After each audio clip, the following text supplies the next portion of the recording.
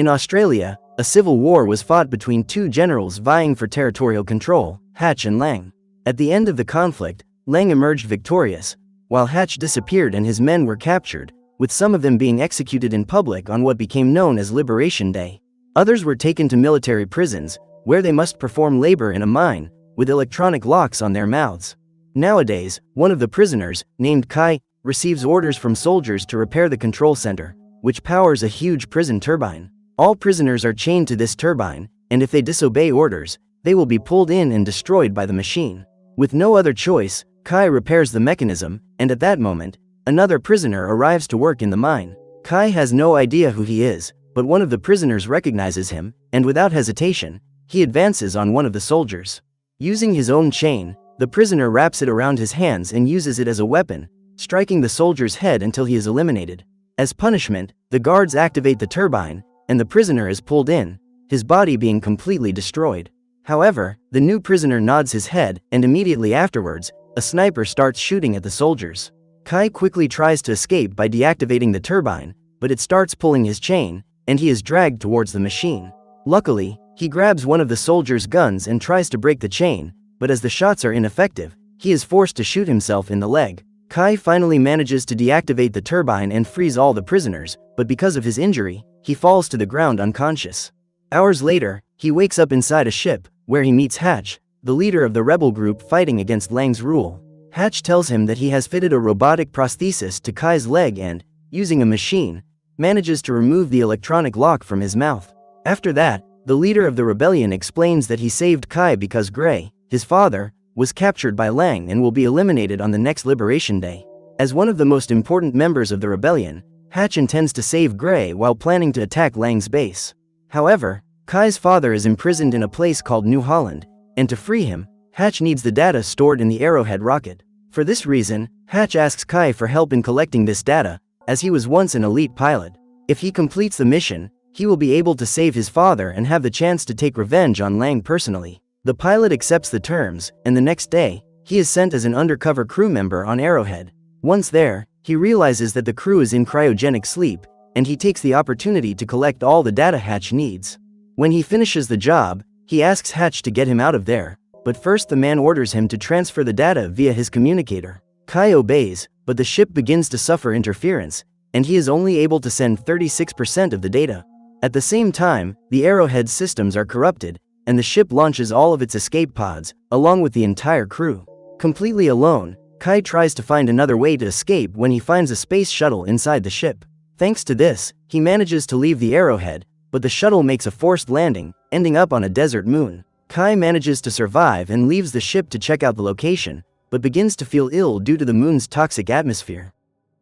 He then returns to the space shuttle and is called by an artificial intelligence named RE3F, Riff. The computer warns him that he will need to wear a mask in that place, but the oxygen reservoir on the ship is only at 12%. Kai then asks RE3F for more information, but the artificial intelligence requires a login and password to grant access to the ship. With this additional problem, Kai decides to explore the planet wearing the mask, and after walking a few meters, he finds a body holding a weapon. After looking at his ID, he discovers that it was Oleander, the ship's captain, who appears to have been eliminated while fighting something or someone. Kai continues to search the area and finds one of the escape pods that fell on the moon, and inside it is a young woman who is still alive. He quickly takes her back to the ship, and the artificial intelligence identifies her as Hollis, the expedition's biologist. Upon waking up, she realizes that Kai is not a member of her crew and suspects that he is an intruder sent under Hatch's orders. Kai confirms that this is true, but he only entered the ship to collect data that could help him save his father. Hollis, however, says that Hatch is a criminal, known for attacking ships on diplomatic missions to steal their data. Despite her suspicions, there is no time to argue, as only 12% of the oxygen remains, and the two must work together if they want to leave that moon. Hollis then logs into the ship's computer and asks RE3F to take them to the survivors' meeting point. However, the computer responds that only Captain Oleander has authorization to do so and cannot transport them with the space shuttle. With no other choice, Hollis decides to walk to the meeting point and calls Kai to come along. If he agrees, she can help him get a fair trial so that he can be forgiven for his war crimes. Kai accepts, but his only interest is to leave that moon and save his father. Before leaving, he tries to contact Hatch again, but the man is not responding, which only makes everything more suspicious. Still, Kai moves forward, with the two crossing the deserted moon until they find the Arrowhead, which despite the crash, is still in good condition. Hollis recommends that Kai take off his suit, because if they suspect he is from Hatch's army, he will be eliminated immediately. He obeys and takes off his vest and boots, revealing the robotic prosthesis in place of his left foot. Finally, the two hurry to reach the ship, but they hear the sound of turbines, indicating that the ship is already leaving. Desperate, Hollis tries to contact the team through the communicator, but they do not answer her call. To make matters worse, Hatch begins to be pulled by a mysterious creature, which takes him into a cave. Hollis tries to save him, but the creature is too strong and takes him inside, with the young woman believing that he did not survive. Alone and with Arrowhead leaving her behind, Hollis has no choice but to return to the ship and think of another way to get out of there. 4 days pass, and suddenly, RE3F picks up a signal coming from the same place where Hollis last saw Kai. Believing he may still be alive, she decides to investigate the cave, and inside she finds a kind of obelisk. The structure has a hole in it, as if something had come out of it, and seconds later, Hollis sees Kai's body lying on the ground, apparently alive. The strangest thing is that his prosthesis has disappeared, and his foot has been regenerated, for unknown reasons. Even so, Hollis takes him back to the ship, and through RE3F's readings, she discovers that there is a symbiotic creature living in Kai's body. Hours later, he finally wakes up, with no idea how he survived, and feeling stronger than ever. Hollis then explains everything that happened, and in addition to Kai being brought back, the organism living in his body regenerated his foot. Not only that, but he is now able to breathe normally on the planet, but Hollis warns that Arrowhead is gone, and there is no way to leave that moon. Everything indicates that they will be stuck in this place forever, but Kai remembers that other pods were launched, and there may be some survivors on the planet. With this being their last hope, the two walk through the desert in search of another pod when they come across another obelisk. Using an axe, Hollis begins to cut into the structure and finds the body of Oleander inside, who also appears to have been restored. The captain of the Arrowhead is still unconscious, but Kai has an idea and takes his body to the space shuttle. Once there, he takes an optical reader and places it near Oleander's eyes, activating his login and unlocking all access to the ship. With that, they can activate the space shuttle and escape, but Kai thinks it's best to leave Oleander behind. Hollis is against the idea and recalls that he met Kai in the past and that he fought in the army under his father's orders, being one of the kindest soldiers he has ever known. Kai remembers those times, but he says that things have changed, and now what matters is ensuring their survival. The two continue to argue until suddenly, Oleander finally wakes up and gets up outside the ship. Hollis and Kai go to see how he is, but the man has lost his mind and starts talking about Hatch, saying that he will eliminate everyone, one after another. Hollis tries to help the captain calm down, but Oleander becomes increasingly nervous and picks up his gun from the ground. Without hesitation, Kai moves toward him and manages to deflect the weapon, but one of the shots hits Hollis' helmet. Believing she has not survived, Kai becomes enraged and attacks the man, finishing him off. After that, he realizes that he has also been shot directly in the chest. Feeling increasingly weak, Kai collapses on the floor and remains unconscious for several days. When he finally wakes up, he finds himself in the middle of the desert, with no idea how he got there. He then follows the path back to the space shuttle, where he finds Hollis's destroyed helmet, along with 2 skeletons, which he believes to be those of the young woman and Oleander. This only upsets him more, and Kai enters the ship, where he asks RE3F how much time has passed. The computer replies that it has been 34 days since Kai lost consciousness, and since the ship has been on the entire time, it is now almost out of power. As if that weren't bad enough, there are now only 42 days left until Liberation Day, and if Kai doesn't do something about it, his father will be eliminated. Faced with this chaotic situation, Kai remembers Hollis and Oleander's escape pods, which contain a type of backup battery. He then sets out to find the crash site, and once there, he manages to remove the battery from Hollis' pod. In addition, he sees an electronic panel with a photo of the young woman and decides to take it with him as a last memory of her. With the battery in hand, Kai manages to restart the ship's systems, but this is not enough to get it airborne. With no way to leave, Kai spends the night inside the space shuttle, but begins to feel severe pain in his body. He asks RE3F for help, but the computer tells him that Kai needs to leave, as he may have been contaminated by the planet. He then runs through the desert, feeling terrible pain, when he is surprised by a huge alien creature in the middle of the desert. Kai is then forced to flee in the opposite direction, but the pain becomes increasingly intense, and Kai kneels on the ground. Finally, something begins to come out of his back, and then 2 tentacles pierce his skin. More days pass, and Kai regains consciousness, waking up inside the ship again. After what happened that night, he realizes that the symbiote inside his body is trying to get out, and he needs to remove it somehow. He asks RE3F for help, but the computer doesn't know how to do that and brings bad news. According to it, Kai has been unconscious for 44 days, which means that Liberation Day has happened, and his father has probably already been eliminated. Unable to believe that everything was in vain, Kai cries for the loss of his father and falls devastated in the desert, believing that he will never be able to leave that moon. 3 years pass, and he continues to try to survive while waiting for help to come to his rescue. One morning, he is shaving with a piece of glass and ends up hurting himself. Despite the injury, his body begins to writhe and the cut regenerates, indicating that the symbiote is helping him stay alive. When night falls, Kai enters the space shuttle and leaves Hollis' pod identifier on the door to always remember her.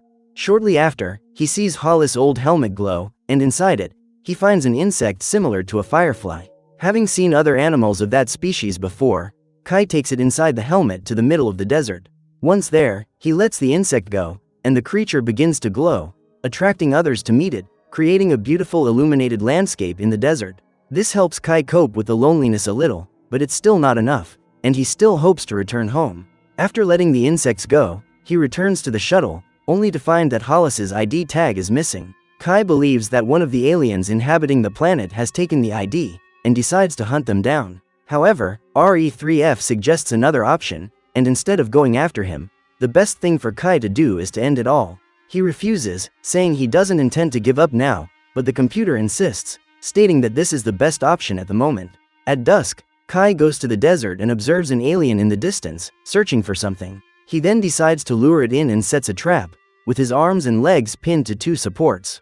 Sensing the man's presence, the creature begins to approach and is about to attack him, but it sees that Kai's body is no longer alive and has a wound on his neck. Soon after, another version of Kai approaches the creature and destroys its head with a shot.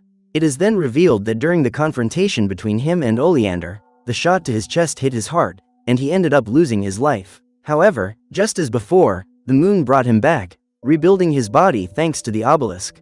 Then, following Re3F's advice, the second Kai set himself in the trap to lure the alien, while another clone was created. It was this same clone who eliminated the alien, and now Kai is certain that for some reason, it cannot be eliminated on that moon. When asked about this by RE3F, he says that when Kai and Oleander lost their lives, he heard a strange sound, as if it were a mother mourning the loss of her child. RE3F believes that on the planet, there is a force that controls living beings, including those who are revived by it. To find out, they need to go to the source of this force, using the sound the computer picked up to locate it. Finally, RE3F recalls that during the confrontation with Oleander, Kai was eliminated for the first time. However, Hollis, whose heartbeat was growing weaker, was taken to an unknown location until the computer could no longer pick up her signal. This means that there is still hope that the young woman is alive, something that angers Kai, as RE3F never mentioned this during those 3 years. The computer responds that due to its programming, it can only offer information when requested. This only makes Kai even more furious, and he takes out his anger by deactivating the artificial intelligence. Days later, RE3F wakes up in the middle of the desert, not understanding how it ended up so far from the ship. It then finds Kai, who says he removed the computer from the space shuttle and attached its equipment to a levitator from the research probe. Now, RE3F can move freely, and asks Kai what he intends to do now. Kai replies that he will need RE3F's help to find the force that resurrected him, and perhaps find Hollis still alive. The computer agrees to help and says it picked up the sound 40 kilometers away, in a tunnel in the middle of the desert. With this information, the two set off toward the cave to find out how Kai managed to come back to life more than once. After hours of traveling under the scorching sun, the pair finally finds the tunnel, and Kai asks RE3F to scan the entire area. The entrance appears to be secure, and they proceed through the tunnel, with Kai carrying his gun and an axe. As they go deeper into the cave, it gets darker and darker, so he asks the computer to turn on a light. RE3F does not have a flashlight attached to his equipment, and instead plays a clearer video, showing a documentary about birds. The problem is that the video starts to make a lot of noise, and ends up attracting one of the aliens, who knocks RE3F to the ground. Kai tries to lift the computer, but the creature strikes him and starts biting his arm, forcing him to drop his weapon.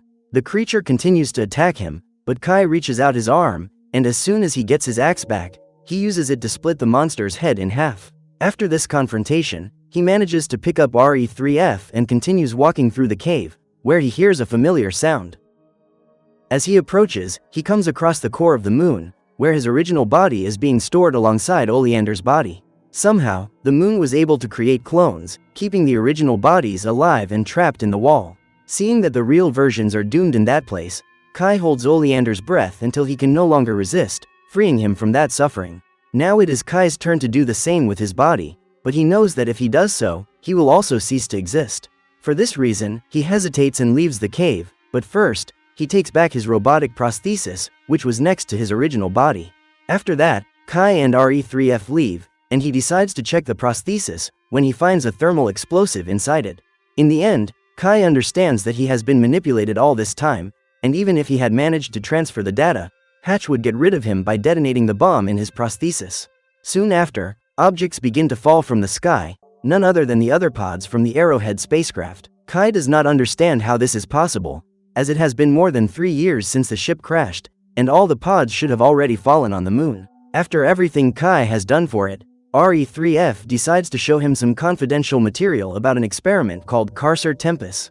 According to the information, the Arrowhead traveled to this moon because it would be used to rehabilitate prisoners. The truth is that time passes more quickly on the moon, as if years there meant only a few minutes on Earth. The goal was to have prisoners serve their sentences there, working on new inventions for the good of humanity. For them, it would be years of hard work, but for other people, it would only be minutes, making technological advancement even faster. After the whole truth is revealed, a ship begins to land nearby, and with no time to lose, Kai goes to get a weapon from the space shuttle. Along with that, he also takes the research probe and takes it close to where the ship landed. From inside it, 2 individuals emerge, one of whom turns out to be Hatch, who asks Kai where the Arrowhead data is. Kai already knows that the man used him to achieve his goals, and therefore refuses to tell him. Hatch loses his patience and knocks him unconscious with a punch. Minutes later, Kai wakes up inside the space shuttle, next to Hatch, one of his henchmen, and Hollis, who was captured by them. The guy is happy to see her safe, but Hatch once again demands to know where the Arrowhead data is. With no other choice, Kai reveals that he stored it inside the research probe, which is in the desert near the landing site. Hatch then sends his henchmen to watch over the prisoners and goes to the site to see if Kai told the truth. Once there, the man inspects the probe, but instead of data, he finds the bomb inside the robotic prosthesis and is hit squarely by the explosion. On the space shuttle, everyone hears the noise coming from the desert, and the henchman goes to see what happened, while Kai begins to undergo a transformation. Just as before, tentacles come out of his back, but this time, he turns into one of the alien creatures. Unable to control his actions, he attacks the henchman and devours his neck. Frightened, Hollis runs away and encounters RE3F, who asks what happened to Kai. However, he soon appears, transformed into a creature, and knocks RE3F down, damaging his system. Seeing what Kai has become, Hollis asks him to try to reverse the transformation before it's too late. The creature recognizes the girl and walks away, with Kai's transformation being reversed. Back in his human form, he reunites with Hollis and RE3F, who has been badly damaged and is no longer functioning. Soon after, Hatch reappears, and even though he is wounded by the explosion, he pulls out his gun and shoots at Kai, who resists the shots. The villain persists, grabs him by the neck, pulls out a knife, and stabs him in the stomach, but again, Kai suffers no damage. He then fights back, releasing the tentacle on his back and piercing Hatch's body. Finally, the leader of the rebellion has been eliminated, and since Liberation Day has not yet arrived, Kai decides to go save not only his father, but all the prisoners held by Lang. Hollis promises to help him, and the two manage to repair the damage to RE3F, which is back in working order. Finally, the trio leaves the moon in Hatch's ship, with his body thrown into the middle of the desert. However, just as happened with Kai and Oleander, the planet's force pulls Hatch back, indicating that the leader of the rebellion will return, even stronger. So what did you think of this movie? Leave it in the comments below. And if you liked the video, like and subscribe for more movie recaps. See you next time.